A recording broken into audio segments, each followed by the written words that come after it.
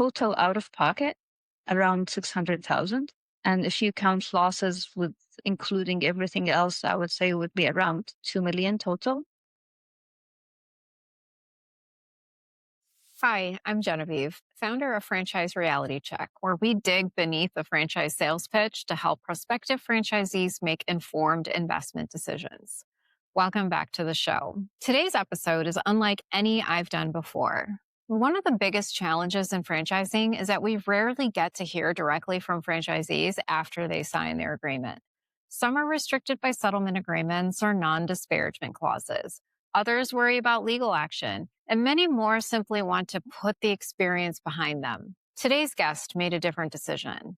Kay is a former Home Franchise Concepts franchisee who chose to publicly share her experience after operating kitchen tune-up and bath tune-up franchises. Through her YouTube channel, Inside the Franchise Experience, and her LinkedIn posts, she has documented what she believes happened during her journey from prospective franchisee to franchise owner, and ultimately to someone questioning the entire system she invested in. Before today's interview, Kay shared hundreds of pages of documents with me, including franchise disclosure documents, internal correspondence, outlet analysis, financial information, and the research she's assembled over the past several years. Throughout this conversation, we'll refer to many of those documents as we walk through her experience and discuss why she believes prospective franchisees should look beyond the franchise sales process before making an investment. As always, this conversation reflects Kay's personal experience, opinions, and conclusions. My role isn't to tell you what to think. My role is to ask questions, examine the evidence, and help you understand the kinds of questions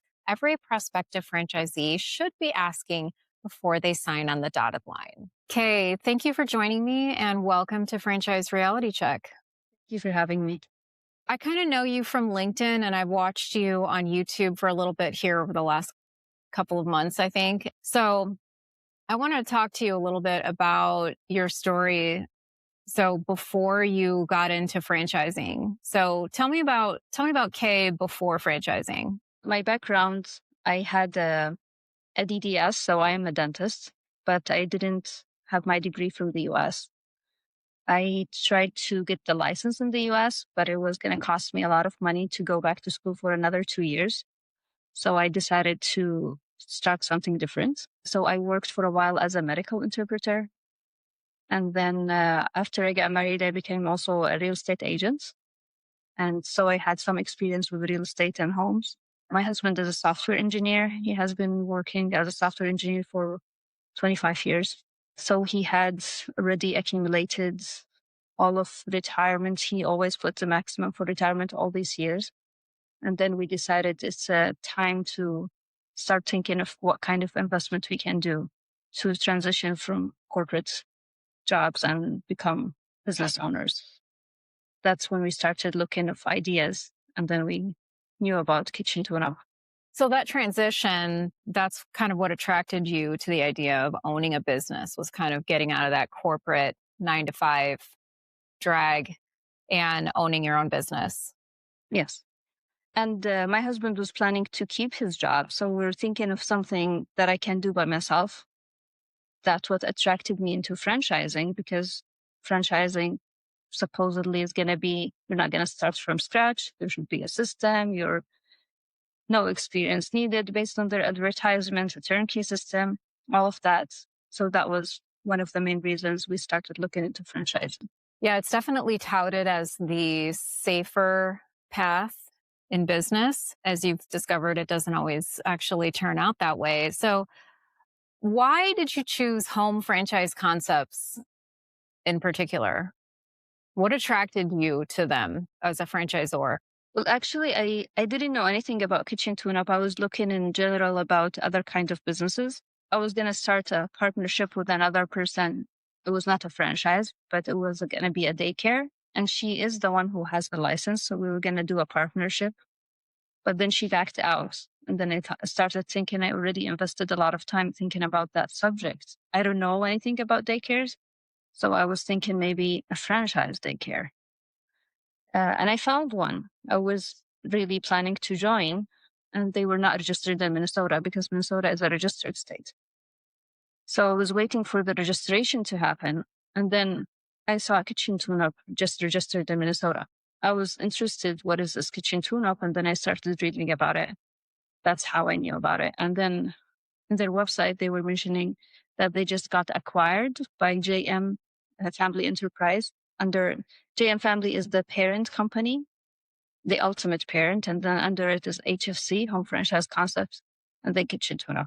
So they were talking about how they're going to be backing this company because they are an $18 billion company, and how they're going to be backing this franchise. That was one of the things that attracted us to it, because we were thinking, oh, this is a really big company.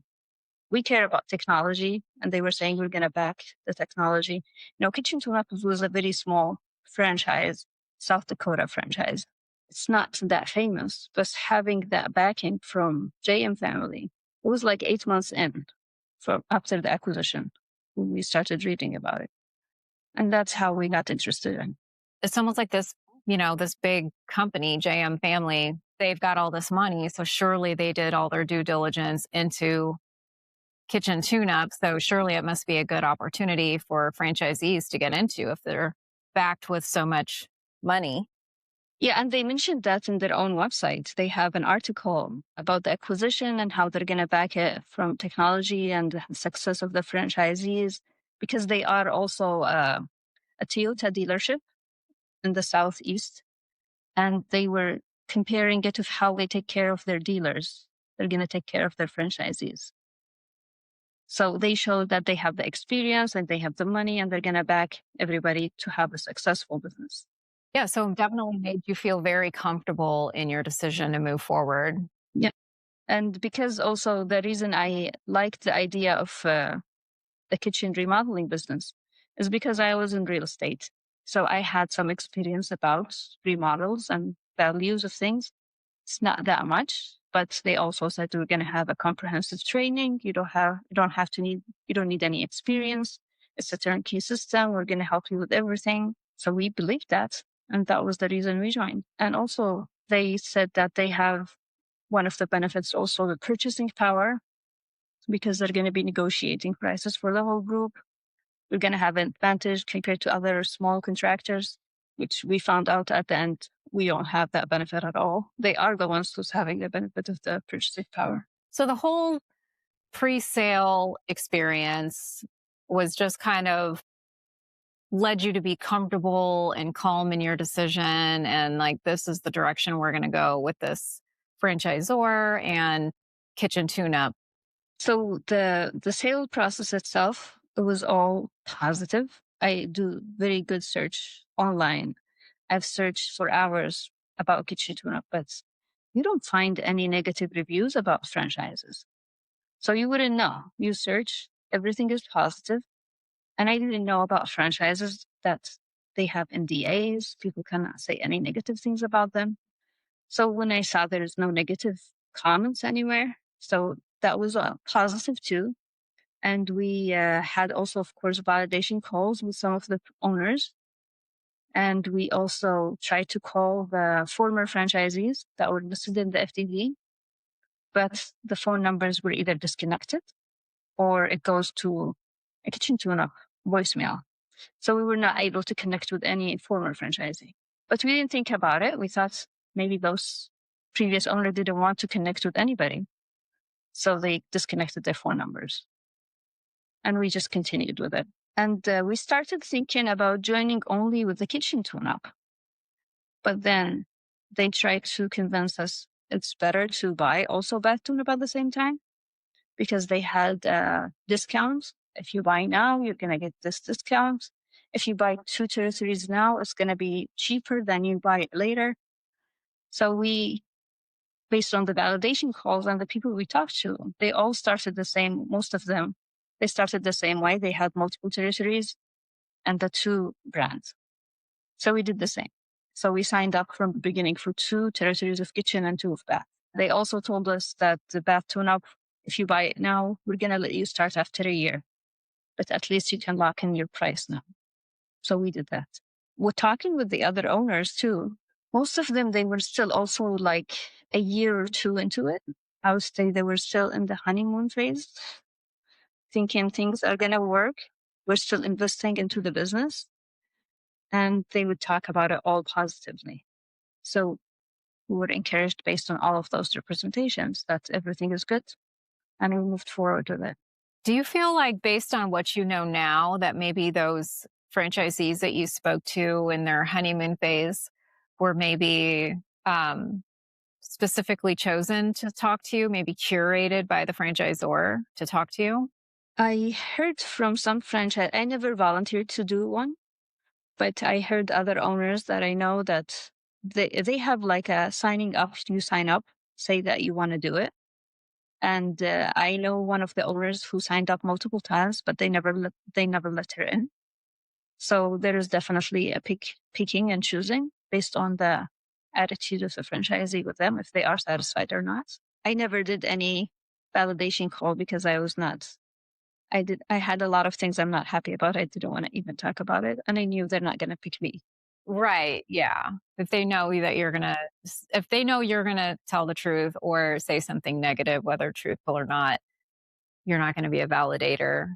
Did you ever think, when you started this process, that you might be publicly discussing this whole experience in the future? No, never crossed my mind. Actually, at the beginning, I was very convinced about it.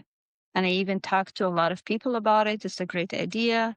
You're starting the franchise, you're going to get the support, you're going to get all the training and everything. We started realizing most of the promises were not up to what they said they're going to be. For example, they said we're going to have a comprehensive training. When we started the training, we found out most of the technical stuff, they didn't teach us anything about it. We are a kitchen remodeling business, for example, but they wouldn't tell us or give us a program to do kitchen design, which is the main thing about kitchen remodel. They would say, no, you just hire it, you give it to us, and we have designers. They're going to do the design for you. And it goes from there. You don't need to know all the details because we want you to run the business. We don't want you to work on the business, which doesn't make any sense. Because I have to understand all aspects of the business to be able to hire people, to be able to sell, or to be able to answer questions for the customers themselves. I have to, I'm not going to do the installs, but I should understand the concept of the install. What is the right install? What's the wrong install? So I can evaluate things. So I had to do a lot of learning myself for most of the basic items of the franchise. That's when I realized we didn't get the training promised. And support doesn't work because the support is not about the technical issues that we have. The people who are in the home office, they never ran a business. They don't know these details. So the answers or the questions we ask, we don't get the answer for. We would get answers from other franchisees, but not from the home office. If not from the one place that should have had all the answers because they sold you a turnkey, ready to go, plug and play business. Yeah. Like, for example, the cabinet painting, the training for cabinet painting, they told us, oh, you just take the cabinet doors to an auto body shop and ask them to paint it for you. We said, are you joking? They said, no, seriously, just try it. They are in South Dakota, and maybe South Dakota, a very tiny city in Aberdeen, the city that they're in, they have maybe one or two auto body shops. They don't have jobs. Yeah, they would take it, but not in the twin cities and big cities. JM family themselves, if I go to one of their dealerships or where they do auto body shops, and I would tell them, they would laugh. That was the training we got about cabinet painting. And then when we had to start the business, we got the first job, we had to go ask other owners, how did you do painting? And that's how we learned how to do painting based on the experience of other franchises. So joining for franchise that didn't teach us anything, we had to do everything ourselves, was a waste of time and a waste of money. We had to learn by trial and error. So our first painting job we called this owner who told us his way of doing it. He was very helpful. We followed what he told us. 3 months later, the customer called. She said, oh, the paint is cracking. We had to take all the doors, resand them, do the whole job again. with new products. We changed, so we learned by trial and error. The products he used in the state he works in works for him. It didn't work for us. Different, I don't know what was the difference between us and him, but it didn't work out. And then we had to do our own search online and see how people are doing it, what's the best product to use. And that's how we learned. So we had to pay for jobs twice sometimes to fix it and learn from it for the next job. So that probably doesn't do anything for your customer service. I mean, if you fix it, yeah, but the fact that the customer has to sit there while you do it again because it wasn't done right the first time. Yeah, we were just lucky. She was a very good customer. I mean, customers, sometimes they're hard. Some people are really nice. So she was one of the nice customers. She didn't complain about, she even gave us a 5-star review after that. So there was no standard operating procedures, no like training manual that they gave you that says this is how you handle a kitchen or a bath remodel. They would give just very basic information that you can get anywhere online. It's not something really specific, technical, like with the refacing, for example. Refacing, you change the doors of the cabinets. So it has a lot of calculation, a lot of details about hinges. You have to learn about what kind of hinges, when to use which hinge, and all of these technical details. They would just tell us, hey, go look in this document. It doesn't have the information I want.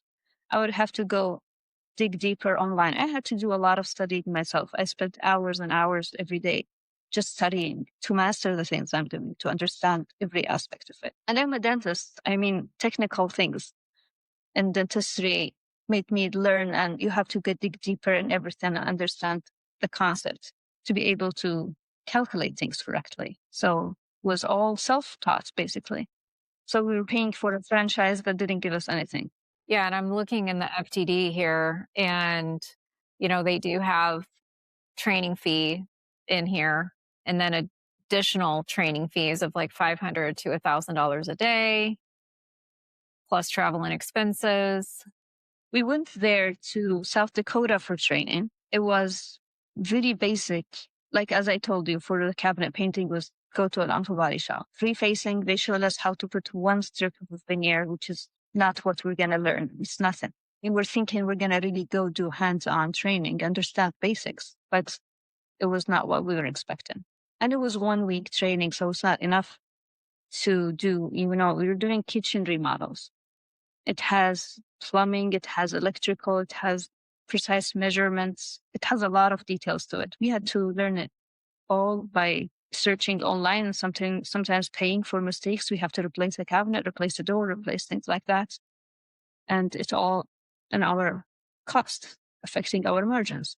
When you're in this training for your week in South Dakota and you hear, oh, you just take the cabinet doors to an auto body shop. When you're in that training and you hear this, did anything like alarm bells go off, red flag at that point, or like in your head, like, hey, that's kind of weird that we would take cabinet doors to an auto body shop for spray painting? We told them at training at that time, we said, is this a joke?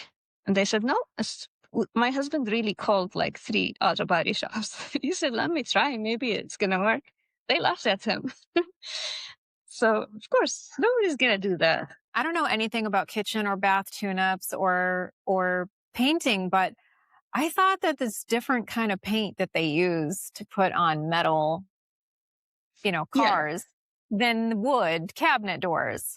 Yeah, but they were saying, okay, they're just going to spray it. So they're going to put the type of paint. I don't know, because I never went to that auto body shop. But yeah, they should be using different types of paint. They're not going to be even equipped to hang doors and spray them. It's a auto body shop. It was really laughable. But, when you are in the training, you already invested, you already paid. So you would think, okay, maybe just this aspect. We'll see. The most thing that we were thinking we're benefiting out of this was the purchasing power, because they kept telling us, it was in their website too when we purchased, you're going to have a purchasing power because we negotiate for the group. And they kept talking about this purchasing power all along, until actually I didn't know that we really don't have that purchasing power until, I would say, end of 2025. Just an example, we had a job with the painting a whole house. I hired a painter and I told him, go buy the paint from Sharon Williams under my account. So he went there to buy the paint and he called me. Said, why do you want me to buy under your account? I can get it cheaper. He is a one guy. He doesn't have the purchasing power. Small business, one person. He is the owner and the painter. How can he get a price better than me? And then I went to the store. They said, yeah, you have a national account. That's more expensive. If you do local account, you're going to get a better price. This is just a simple example. Imagine it with the cabinets and all of the other things that are more expensive. So was that sort of thing disclosed to you in your FDD? So when you got your FDD before you signed your franchise agreement, what sort of due diligence did you do with the document itself? Now, obviously now you know way more about a franchise disclosure document than you did then, and you're a deep researcher. So what kind of processes did you use to learn the FDD and the documentation?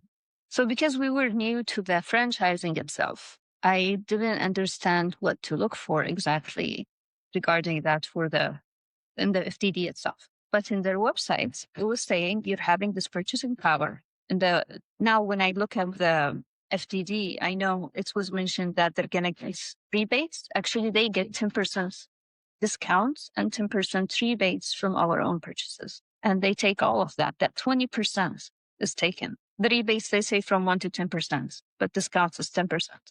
So it can be a total of 20%. And that's from everything, not just from supplies. It can be also from marketing, any type of vendors we're using for any service. But I didn't understand it really. But there was also a statement in our FDD stating that as if the day this document, we have not collected any rebates from franchisee purchase. That gives you the illusion, yes, we have the right to take rebates, but we're not taking them. So we believe that. And because their website is saying we have the purchasing power. But I didn't notice that I noticed later on that in the same document, they were saying they have not collected any rebates. And then in their financial statements in that year, in the first quarter only, they already collected 300,000 just in rebates. So there was a discrepancy in their own FDD.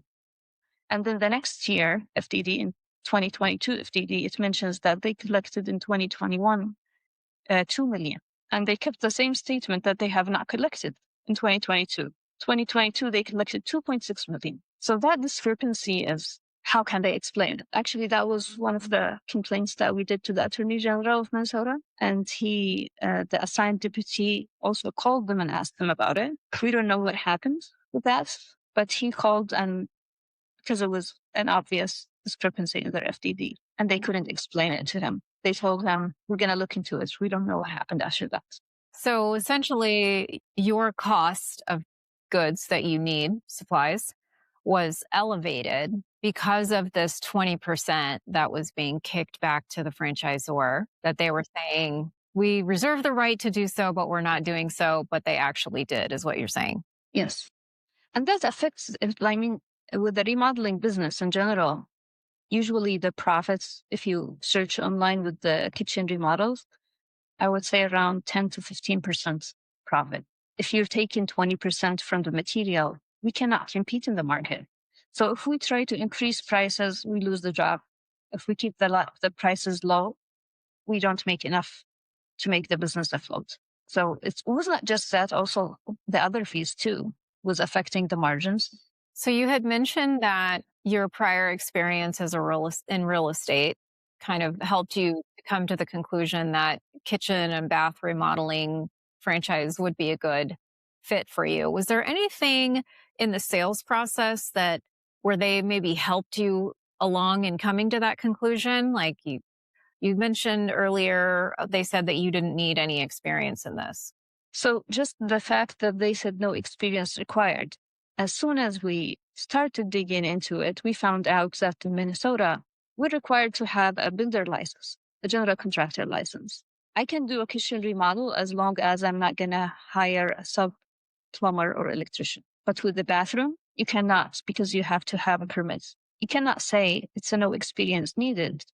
If I have to have a builder license, I have to have some kind of experience to be able to pass the test and get the license. This is in Minnesota. Other states, they have more requirements. I think California, you have to work for like 5 years under another general contractor first to be able to be licensed. And they wouldn't disclose all of that information. People would join in and then find out they cannot run the business because they don't have a license. And they cannot get the license. It's not like something you just apply and get it.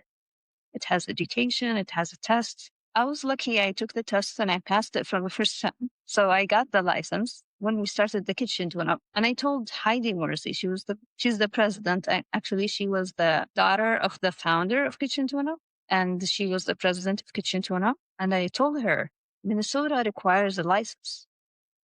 And you should be telling the other franchisees they have to have the license to run the business. They cannot bring an electrician or plumber without a license. She was shocked about it. She didn't know, but she didn't tell anybody that. So until today, a lot of people are running their businesses and they don't have licenses all over different states. Did they not require a license in South Dakota? I don't know about South Dakota, but I don't know. I never looked at South Dakota, but I know other states that have requirements. Some states have a requirement, like if you're doing a job that is over 10,000, you have to have a license. Some states, if it's over 40,000, you have to have a license. And most of our jobs are like 40,000 and more if it's a full kitchen remodel. So it should have been disclosed from the beginning. You should get the license before you even sign the agreement. Yes, a franchisor should know all the ins and the outs of every jurisdiction that they're trying to put franchisees into when they're selling a franchise. After we submitted the letter of demand, and one of the letter of demand items was about the no experience and the license requirements, the latest FDD of Bath Tuna, they added a big paragraph talking about the license. So they now trying to fix things based on our letter of demand. So you get into this franchise, and so you start with one. You bought 2 kitchen tune-ups and 2 bath tune-ups. Is that correct? Yes. So we started opening the 2 kitchen tune-ups, and then 6 months in, we started with the warehouse, hired installers. We had 2 installers, and we actually hired also an admin assistant. And then 6 months in, we decided maybe it's better to start the bath tuna because they gave us a year to start, but we decided to start it earlier because we already have employees and we can't fill their schedule and we don't want to give them less than 40 hours a week. So we decided to expedite and start the bath tune-up so we can fill their schedule. So we started the bath tune-up at, I think it was May 2022. So within 6 months since we started. Going back, you said a warehouse. Now, I've watched your YouTube videos, but tell the viewers about this warehouse. So why you're a brand new franchisee starting a kitchen tune-up franchise. Why the warehouse? So when we started, they told us you can start from home. And I mentioned that I think until today that starting from home, it makes sense and for what they're saying. But you are doing a kitchen remodeling business. You're going to have deliveries through cabinets, and you're going to have an 18-wheeler truck coming in. It was impossible. We knew from day one when we started. We actually got the warehouse at the beginning. After we did the validation call, we heard from some owners who did the same thing, and then we did the same thing like them. We started with the warehouse, and from the first delivery, we said, thank God we didn't listen to them, and we started with the warehouse because the first delivery we had was like 12 feet high. It was like a tower for hardware. It was a huge packaged, and it was not going to be possible to deliver that to our home. And no 18-wheeler is going to come to a residential area to deliver. Also, there is extra charge if you're going to have a lift gate. So when we got the warehouse, we got a warehouse with a dock. This way we can save in all shipments because we get a lot of shipments. For each like kitchen remodel, we get multiple shipments. It didn't make sense to have either having deliveries to home, or they were suggesting that you can have a storage unit, and start with that. Deliveries, they don't come in a specific time. They give you a window of 4 or 5 hours. You cannot just go to a storage area and wait there for 4 or 5 hours for the delivery to come. It didn't make any sense. So when We started with, from the beginning, we said we'll just start with the warehouse. And also we didn't want the employees to go to our house to start the day. Having the warehouse, they come, we meet in the morning, talk about the jobs, and then they go to the sites. So that was definitely an unintended expense because you didn't know you would need that. If they're sitting there and telling you that you can just do this from a residential, just do it from your house. Because kitchen tune-up, when they started, they were doing only a tune-up, which is just doing some treatment for the wood to bring the luster of the wood back to the normal, how it was before. So this is a very small business. They just have some type of liquids that they need to use and take it with them. They don't need a big space. And they can do that from home. But doing a kitchen remodel and refacing projects, you need a warehouse to collect and gather all of the material that comes in. You need somebody to be there all the time. So whenever a delivery comes, you are not limited with time that you have to go somewhere else and wait for a delivery to come. So yeah, it was a big expense, but it was needs required. And we wouldn't be able to run the business without it. Just another example of you guys having to learn this business model as you go on the fly, basically, and probably spending a significant amount of your available cash. Yes.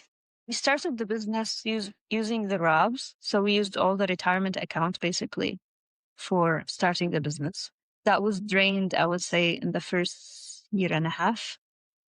And then we started needing to do some injections every once in a while because we cannot sustain it. And we have all the payments. We have to pay our employees. We have to pay the royalties. And then we started some injections every once in a while. We add some money to sustain it. And I never paid myself for 4 years. I think that's the reality of being a franchisee that a lot of people don't consider. It's very possible and is probably the norm that a franchisee does not get paid from their own business, yet they're working in it day in, day out.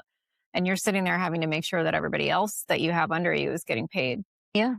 We kept telling ourselves, this is the beginning. It's going to start sustaining itself. It's going to be better this year. Next year will be better. And year after year, it's just became worse.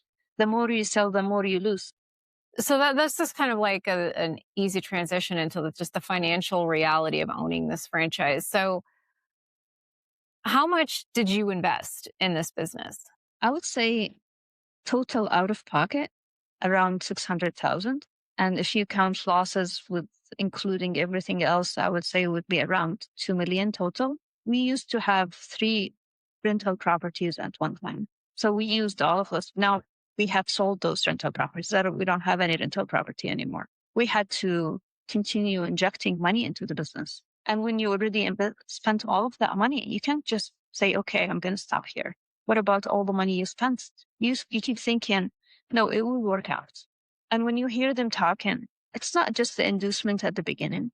There is continuous inducements. Within every meeting, they would say, okay, like the president herself, Heidi Morsi, we have multiple videos of her mentioning that each territory should be making, she would say 750 the first year. And then the second year, it would be $1 million for every territory. Those numbers are not real. And if you look at or talk to other owners, we have 4 territories, 2 kitchen and 2 bath.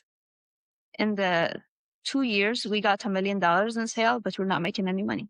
But we're talking about $1 million for 4 territories. We run it as one business. We didn't run it separately, the kitchen and bath. We're making $1 million in sales, but there is no money. It doesn't make any sense. So you had significant revenues, and that was not translating into profitability.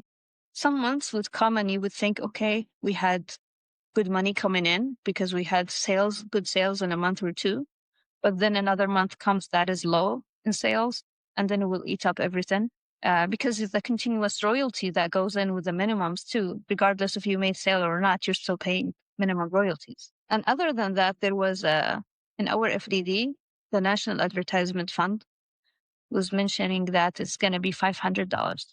It didn't say per territory. And when they started charging us, they charged it per territory. And when I started digging into it, I noticed that it was not saying per territory. So we were supposed to pay 500 only for franchise. So it would be 1,000, 500 for kitchen, 500 for bath. But in reality, we were paying 2,000. It was a mistake in the FDD. It was supposed to be $500 for the franchise. And they knew it was a mistake. And they continued charging us. People after us, they were paying less than us. And people before us are paying less than us. We were the only ones paying $2,000 a month just in National Advertisement Fund. So we paid $50,000 total in overcharge. That was breach of contract, basically, because they were taking money that is not based on the contract. And in the FDD, if you look at it, in the 2021 FDD in May, it mentions the National Advertisement Fund is $500. Under it, a technology fee, it says, I think it's $400 per territory. So the technology fee was mentioning it, but not the National Advertisement Fund. And people after us, they gave them an addendum. If they have 2 territories, they pay $250 for the second one. So they were paying less than us, and we were paying. That affected our business too. Imagine paying an extra 1,000 a month. That accumulates and affected our margins too. So at what point in this 4-year process did you begin questioning the economics of the business model? I would say in April 2025. That's when I started hearing about people we know who were already out of the business. One of the people who did the validation call with him, he was in the $1 Million Club, and he was always praised of being starting big. He had a warehouse, kitchen and bath, and he bankrupted. And then I was shocked when I heard that. And then I started questioning it, and we were already in the verge of collapse. That's when we decided to talk to Heidi. At that time, I didn't notice all of those items in the FDD. I just noticed that there is a systemic failure. There is a lot of people who are going out, and everybody who's going out, they are in a financial collapse or bankruptcy. So that's when we said, it's not going to work out. We have to stop. So we called Heidi Morrissey. We requested a call, and we told her we wanted to get out. She said, give her an offer. We told her at that time we were really at the verge of collapse. The only thing I have is $5,000 at the moment. I'll give you $5,000 that is out of this contract. And she said, no, you have to look at your contract and see how many months, how many years, and then give a reasonable offer based on that. That's when we realized we're not going to be able to get out. And then I started looking into their FDDs and studying them, basically. And you don't notice these things until you start comparing FDDs.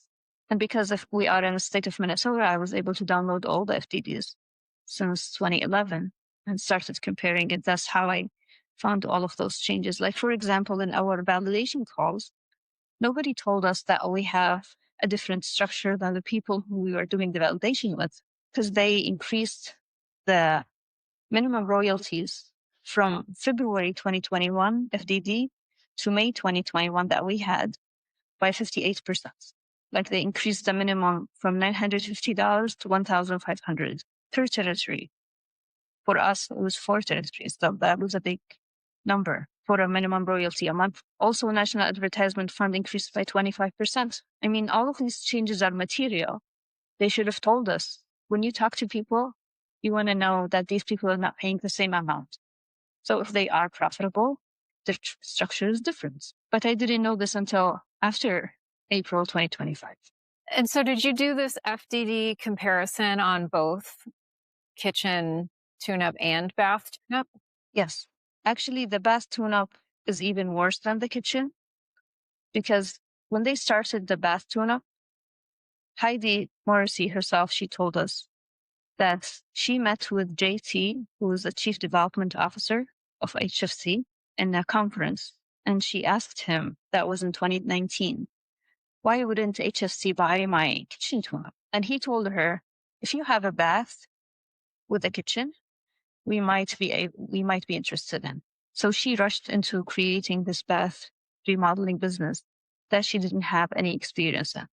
Kitchen remodel is a completely different thing than bath remodels. And they just rushed into it, didn't have any experience. She had 2 owners who knows about bath remodels. She just brought them in to help her make the business. These 2 owners, they didn't even have the They were doing it on the side, like an extra job. The main focus was the kitchen remodel. So they didn't run a business to say, okay, I have a proof of concept I'm doing. So the whole system was built on nothing, basically.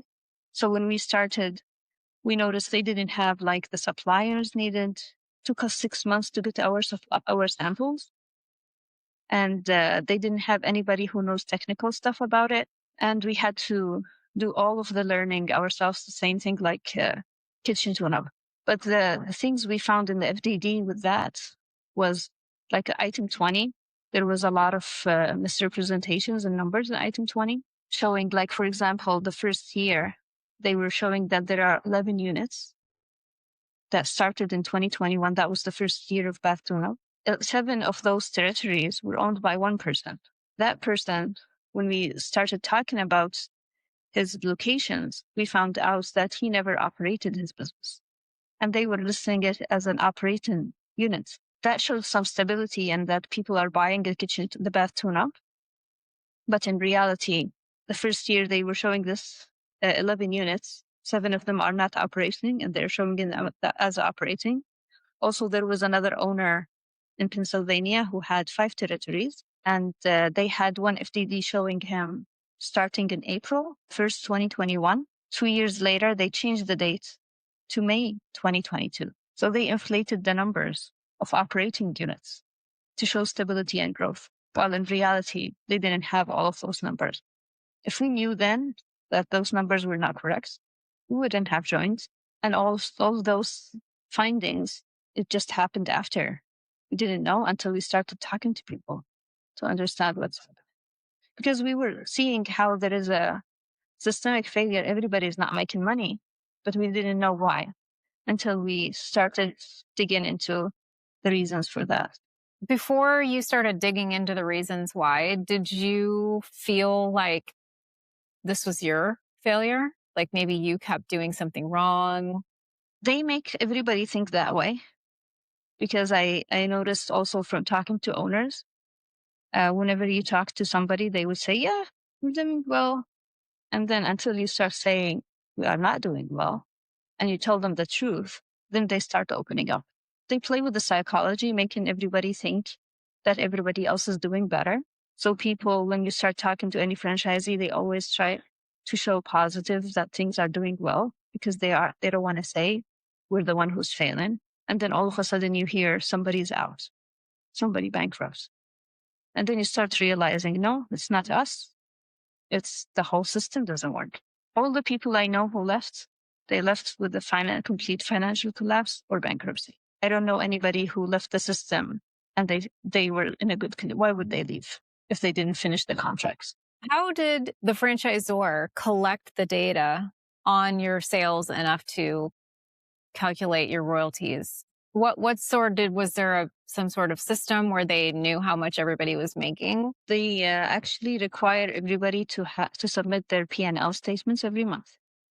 So they know all of those minuses are coming into them every month. But they choose to only talk about sales numbers. They never talk about profitability.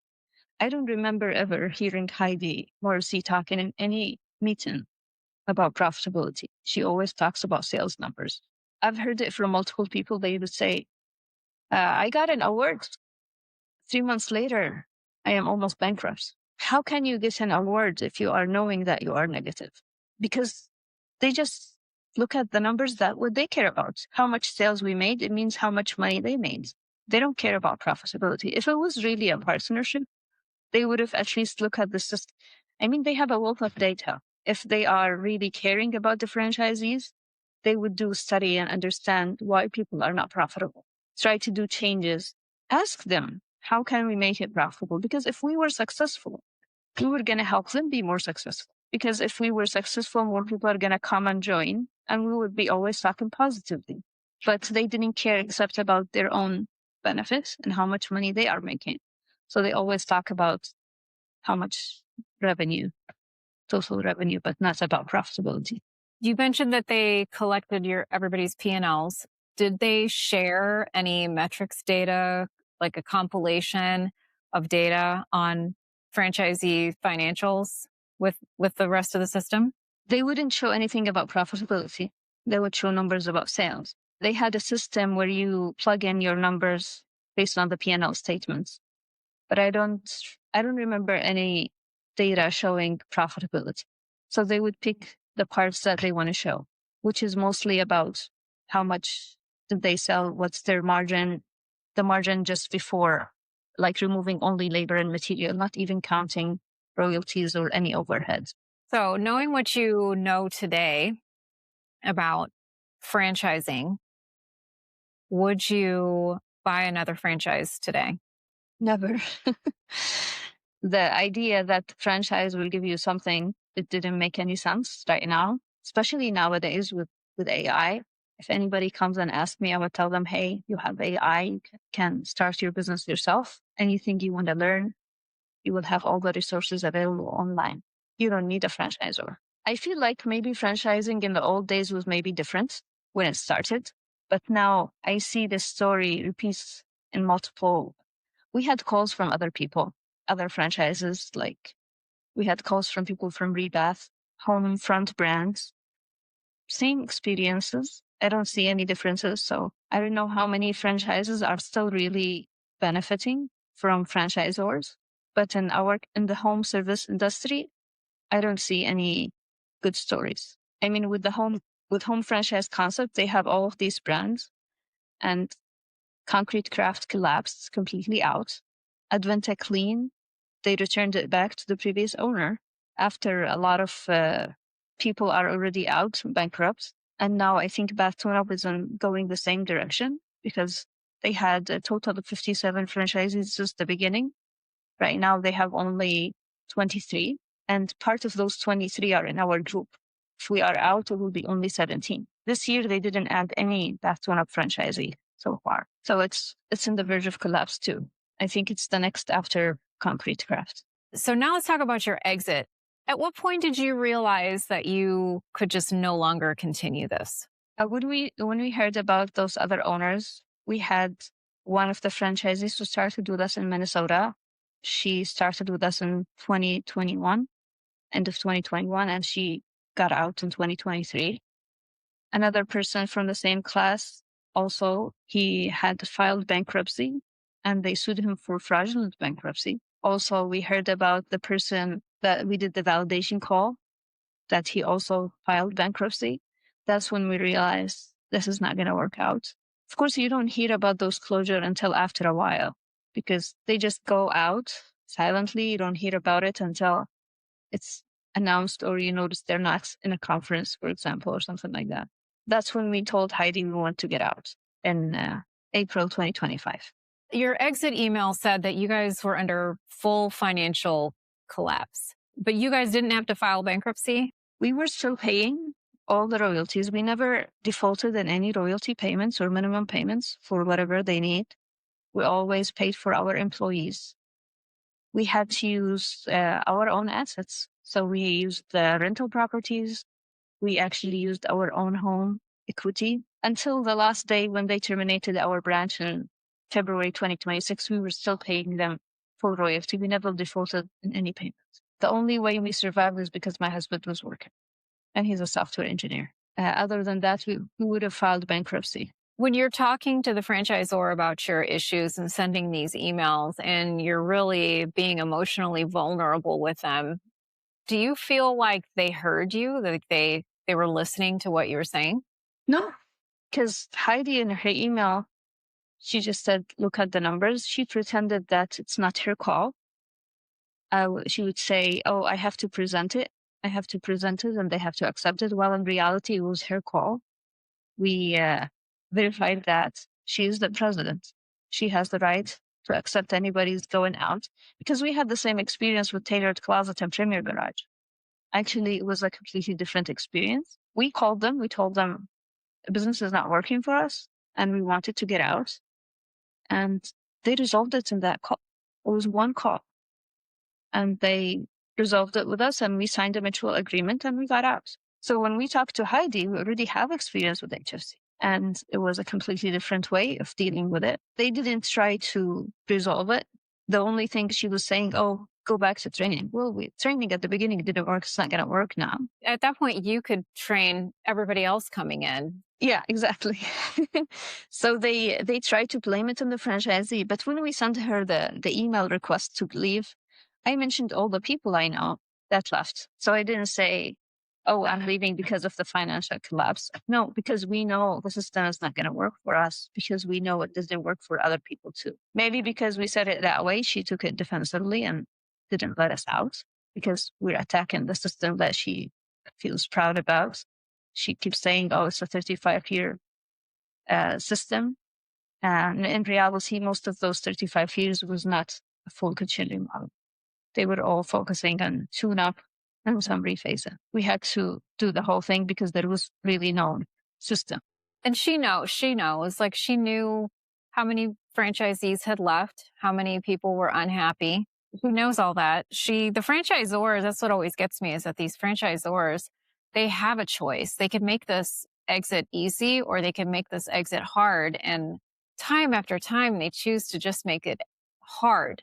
And why would you want a disgruntled franchisee still in your system, you know, cultivating other disgruntled franchisees? To me, it would seem like if I were a franchisor, I would want to, if I couldn't fix the relationship, I would want to let them exit gracefully. They kept lowering the offer to us. At the end, they told us pay them $25,000 and waive our rights. At that point, I already know that there is a lot of violation. I wouldn't waive my rights. I said, "No, we don't accept it."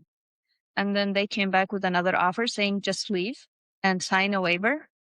We said, "No, we're not going to leave. Now we're not leaving and we have rights and we want to exercise our rights. We want to get our money back." Then they decided they knew about the YouTube channel because the conference was coming. And I registered for the conference. And that's when they acted. So they used the YouTube channel to terminate. But the main reason was they didn't want us to be in the conference. So they refunded the money I paid for the conference and they declined our RSVP and then they terminated. So what made you make the decision to go public? Because most franchisees don't. They just choose to quietly deal with it. Because I noticed it was the pattern, how everybody goes quietly, and that benefits the franchisor. They continue what they're doing. People come, more victims come in. And I felt like we're obligated to let people know, prevent new people from getting into this business. Because a lot of people, and thinking about sale, they try to tell us, "Oh, maybe you should sell." Well, I cannot sell a system I know is not working. I would be liable for it. I wouldn't bring a family and destroy their livelihood just because I want to get out. So it was not an option for us. So we decided to start talking about it publicly. I tried to connect with some journalists at the beginning. I didn't get the responses as fast as I wanted. So I decided I'm just going to go ahead and create a channel and just talk about it. I love it because there's just so few of us out here trying to inform people coming into this industry. Because the fact of the matter is, most people are just like you when you started out. They don't understand the disclosure document. They don't understand all the items. They don't know how to verify the information that's contained in it. And like you didn't start comparing until you were deep into this franchise and already losing hundreds of thousands of dollars. Yeah, when we started the channel, I just said, okay, we have the First Amendment protecting we're just talking about our story. Before we started, I sent them an email and I told them, "Is there any clause? I'm a franchisee. I'm still in the system. I have the right to ask you about your contracts. Is there any clause that stops me from talking publicly?" And they would reply, say, "Oh, ask your attorney." I was not represented at the time. I told them, "I'm not asking you a legal question. I'm asking you about your contract. Is there any clause?" Because I looked at the contract, I didn't find any clause that has a dispersion clause and talking publicly. So they didn't give me an answer. So I went ahead, I did my due diligence, asked them, and I'm telling them I'm going to go public. And then I started after that. In their contract, it didn't have a disparaging clause or anything saying you cannot go talk publicly, but they used the goodwill, hurting the goodwill of the brand as an excuse. But in reality, They are the ones who did all of those violations on the FDD. I'm just presenting what they did and talking about our own story. Yeah, I mean, I find all of your content to be factual and well documented. Yeah, I try to mention it everything based on their contract. Like they have, for example, they have some missing litigations. Maybe not in our case, but for example, I told you they're running the business as one company, one LLC, kitchen tune-up and bath tune-up.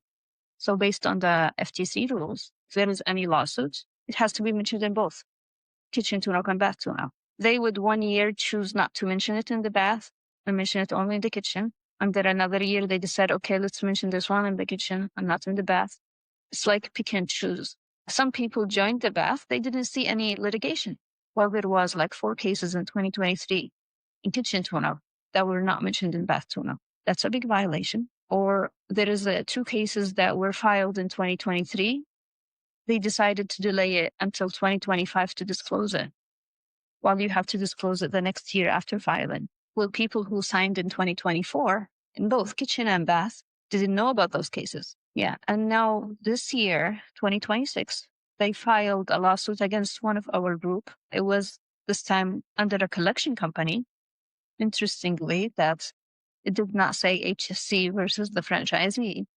So it's the collection company versus the franchisee. And now 2026 FDD came in and it's not mentioned there. That's another violation. All of those cases are documented and sent to the FTC. So the FTC is aware of everything that's been going on with this family of brands. Yes, any violation we find, they are aware of it. We send them documentation. So it's not just the form that you go online, because the form to file a complaint is just a text. Actually, we have a contact email that we send all the documentations we have. And we believe that the FTC will be coming. I think it will be the next big case after Exponential. So it's just a matter of time. The other franchisees, how do they feel about you speaking out publicly and being kind of like their voice through all of this? Everybody who has seen the videos, they agree with what we are saying. I haven't had anybody come to me and say, hey, why are you talking about it? The franchisor is trying to tell the franchisees who are still in the system that I am hurting the brand and they're not going to be able to sell their franchises. In reality, what happened just last week or in June 12th, HFC decided to file arbitration cases against 9 of us. This is what's going to hurt the sales of the existing franchisees. So if they really cared about their franchisees, they wouldn't have filed the cases. We were going to go to arbitration anyway, so it didn't matter to us. They filed first. They dragged this to tell us that we have to go through mediation. We were willing to negotiate through mediation. They kept dragging it until at the end they said, okay, we're going to start with only 3 franchisees.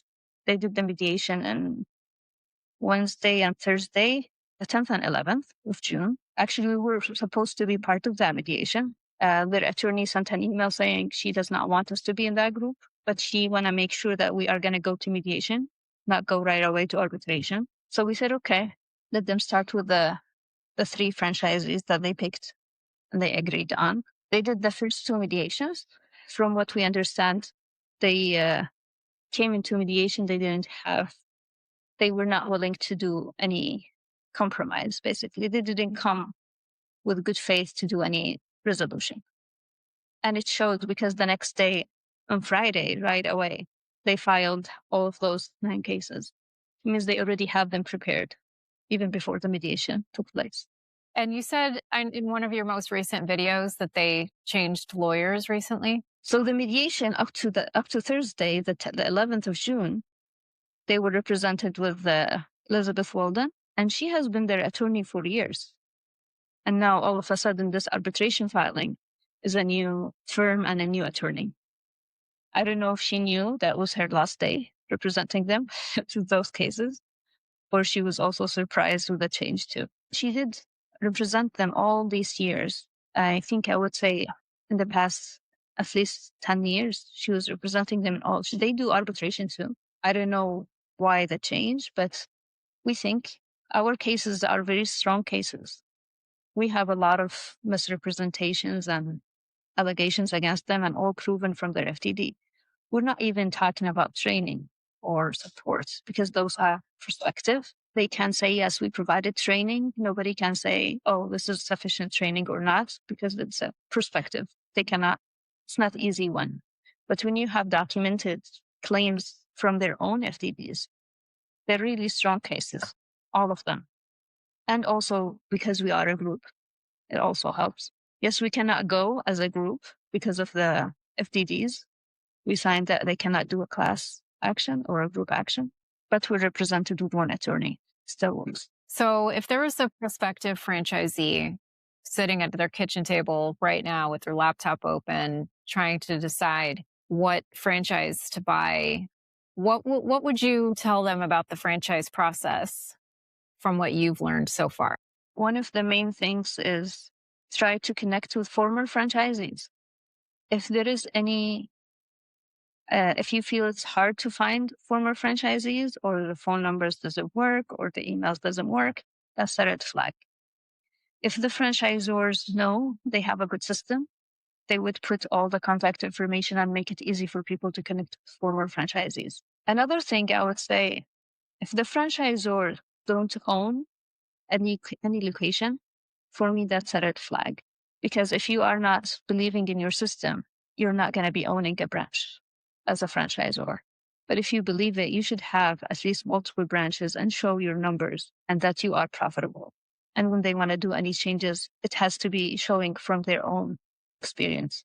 With the HFC, they didn't own any branch, kitchen tune-up or bath tune-up. I noticed with the Advantech lane, when I was searching about it, they owned one branch, one location with Advantech lane, and they closed it within less than 2 years. That shows the system didn't work even for them. And the other thing is there should be some kind of transparency regarding rebates, how much they are really taking from rebates. I don't know if there should be like some kind of legislation that makes it mandated for franchisors to show their numbers exactly how from each vendor, how much are you making? Not just giving a full number, nobody knows where that number came from. Same thing with National Advertisement Fund. I mean, we have been paying into the system for the National Advertisement Fund all along. At the beginning, when we started, the website was saying that they have a comprehensive national and local marketing that brings leads. So they were saying that National Advertisement Fund will bring us leads in their own website. But when you talk to them after the fact, they say, no, we're just for brand awareness. In our 40 years of business, we got 4 leads that materialized to customers. So if I counted, I paid 100,000 into National Advertisement Fund. That's like 25,000 per lead or per customer. The job itself was not a 25,000 job. Thank you for sharing your story and using your voice to help other people avoid the situation that you found yourself in and sharing your knowledge with everyone. I love your channel, and your LinkedIn page. And I'm super glad that you're doing this and putting yourself out there. It's much needed in this space. Thank you.